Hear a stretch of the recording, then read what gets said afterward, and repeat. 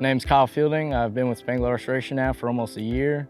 I'm a technician. I work on a truck and I love it over here. Just like on the side of our trucks, it says because trust matters.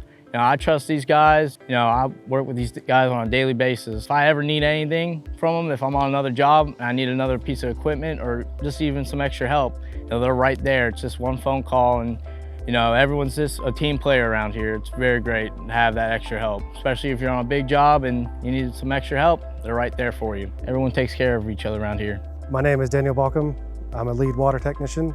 I've been at Spangler Restoration for about 5 years now. I've stayed here because I enjoy all the guys that I work with. We all have a friendly attitude with each other. And my bosses, Bob and Laney, they're really great too. Bob's a hardworking man as well. He comes out, he's not afraid to come out and show what he can do with us and everything like that.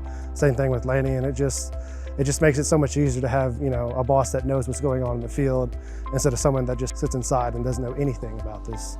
So it definitely makes it a lot better to be able to, have somebody that's up above that knows exactly what's going on, what we're going through, and what we have to do to get the job done today.